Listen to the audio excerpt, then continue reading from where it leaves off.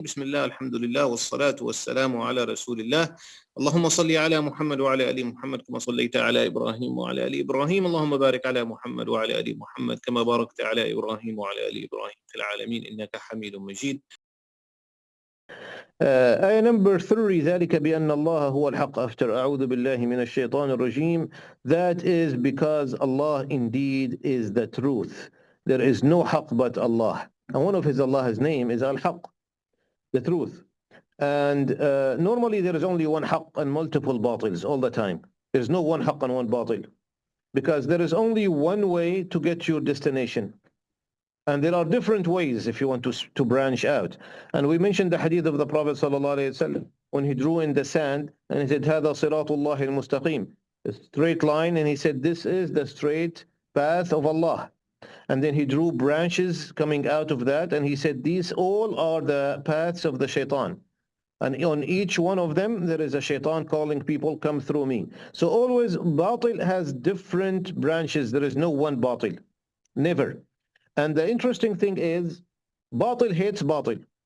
Falsehood does not like other falsehood. They're not friends.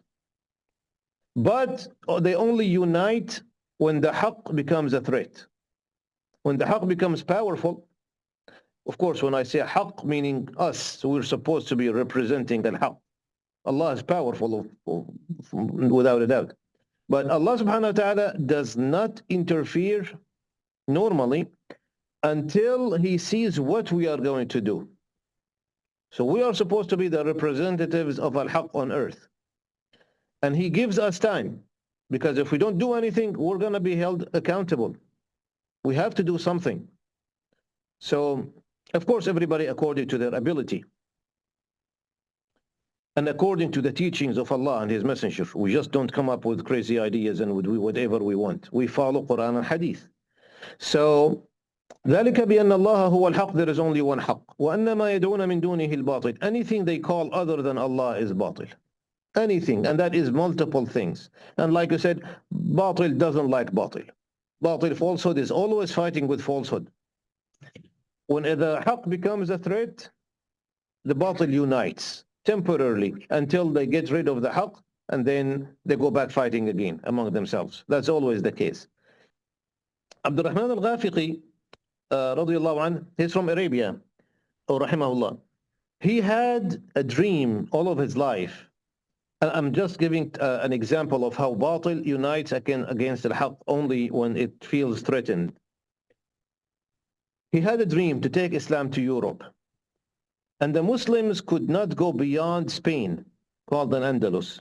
The reason was because Europe has a different terrain. The rivers and the mountains is not something the Muslims are used to deal with.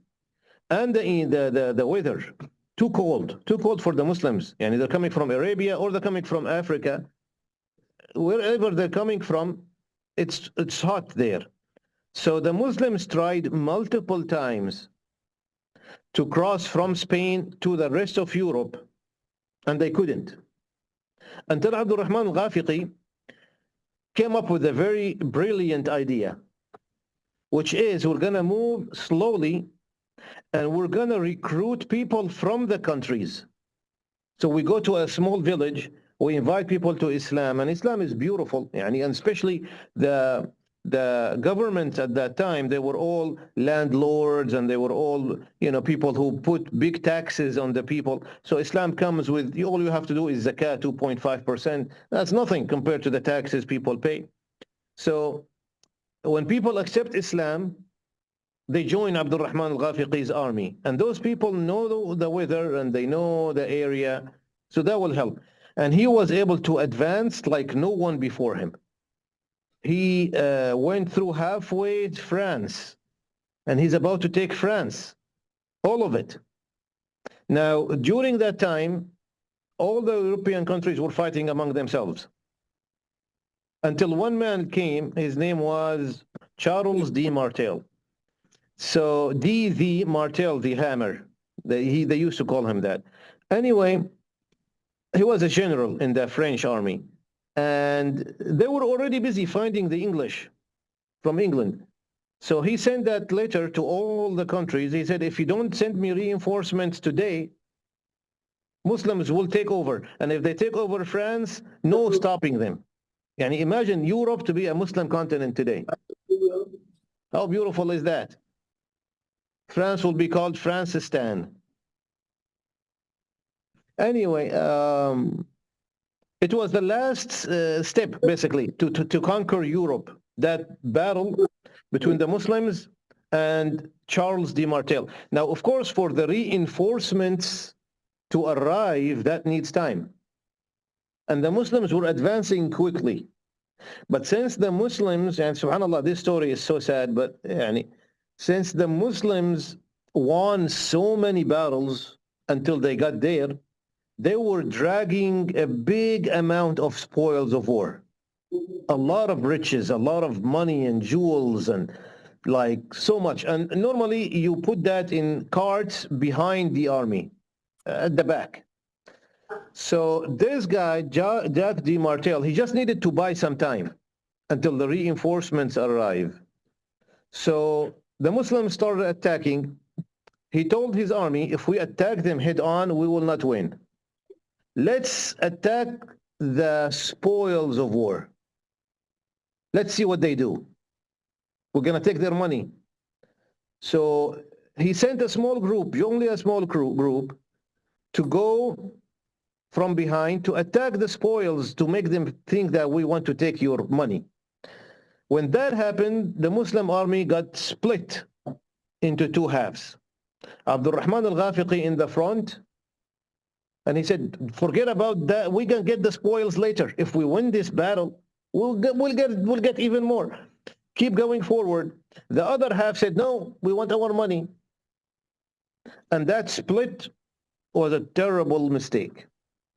Delayed the battle. The reinforcements arrived for the Europeans, and the Muslim army is two halves. Abd al-Rahman al-Ghafiqi and hundreds of thousands of Muslims were killed, including Abd al-Rahman al-Ghafiqi.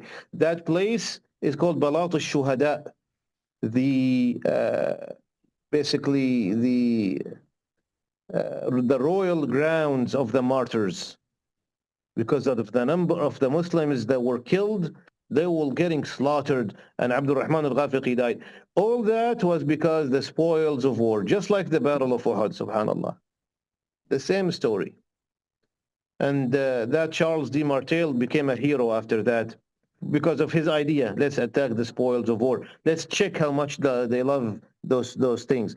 So the point here is, after they defeated the Muslims, the Europeans start fighting again against each other. This is always the case. Batil will only unite temporarily to attack the haqq. Once that is done, they go back fighting among themselves. ذلك بأن الله هو الحق وأن ما يدعون من دونه الباطل. Anything they call other than Allah is batil, falsehood. وأن الله هو العلي الكبير. Indeed, Allah is al-Ali, the highest. Because Allah does not want us to think that there is haqq and there is batil and they are equal in power. Allah is always above that. Ali, He's above all that. When He wants to defeat al-batil, to Allah that is nothing. He can defeat al-batil whenever He wants. Kun fayakun, and it's done. So don't think when Allah says there is haqq and batil, don't think they are equal. Haqq is always powerful. But Allah gives us time as people of haqq to prove ourselves. If we do that, then He will give us His help. وَأَنَّ اللَّهَ هُوَ الْعَلِيُّ الْكَبِيرُ. Kabir means three things: big, old, and great. Big, old, and great. All that is kabir. Big does not apply to Allah in terms of size, because Allah did not tell us this about Himself. And we said before in the Aqidah, Sifatullahi Tawqifiyya, which means the description of Allah is restricted to Allah and His Messenger alone. Nobody has the authority to describe Allah. If Allah did not say that, if His Messenger did not say that, we say then we do not know. So in terms of big, no. In terms of old, means old in age. And of course that does not apply to Allah either. Kabir means great. But what is the difference between kabir and azim? Because we say azim is great too. Normally, Azim is in general great. Kabir when you are comparing him to something. And that's why on Salah we say Allahu Akbar. From Kabir, Allah is greater.